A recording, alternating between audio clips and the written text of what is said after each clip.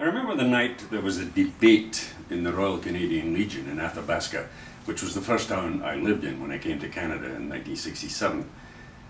And the debate was triggered by the flag that had been hoisted that very day outside of the Legion Hall to replace the one that had been shredded in a high wind some time earlier. Some of the fellows were talking about it later over a few beers, served in tiny glasses on petite orange terry-covered tables, and before long they were getting pretty specific, comparing the new flag, the red and white maple leaf, to the old one, the Canadian red ensign, and they were detailing the pros and cons of each of them. It seems strange to think of it now, but in 1967, the maple leaf flag was only 2 years old.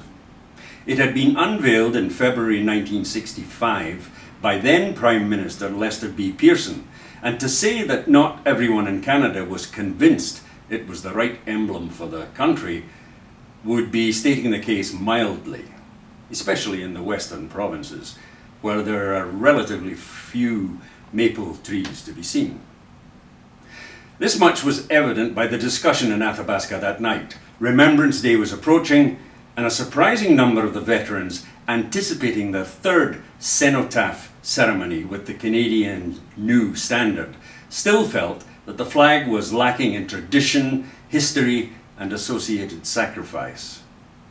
Of course, someone did say that this would change given a little time, but at that moment, as everyone turned to look at the old red ensign in its dusty glass-fronted case on the wall, few there were willing to concede that the person might be right, which, of course, he was. Several years later, I wrote a poem about that night because it stayed in my mind and it would not go away. The poem is called The Old Dominion Red. It was on a night, years ago. The local Legion threw an old-time dance. The band was so-so as bands go, and all the vets were tripping back to France. The beer and tears were flowing as the band played Bless 'Em All and London Pride, and they talked about how time had flown and thought about the friends they'd known and how they'd marched together side by side.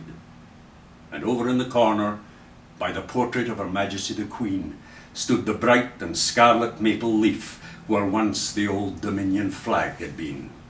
It was bright and it was pretty, but like one old-timer sitting near me said, nobody there had fought for it. No victories had been bought for it. The vets had known the Old Dominion red. Well, someone sang of bluebirds over the old chalky cliffs at Dover, far away. But he forgot the words and stumbled in his singing. And what more was there to say? But among the younger people there, heads shook and there were some embarrassed smiles, because they could not understand how folks could get so out of hand and cry about forgotten wars and styles. And over in the corner, by the portrait of Her Majesty the Queen, stood the white and scarlet maple leaf where once the Old Dominion flag had been. It was bright and it was pretty, but like one old-timer sitting near me said, nobody there had fought for it, no victories had been bought for it. The vets had all marched underneath old red. Well, I remember feeling rotten as I looked around that dusty, smoke-filled hall. For there, dusty and forgotten, I could see the old flag hanging on the wall.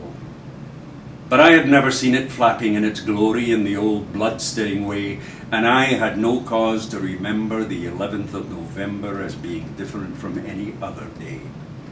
And yet, over in the corner, by the portrait of Her Majesty the Queen, stood the white and scarlet maple leaf where once the Old Dominion flag had been.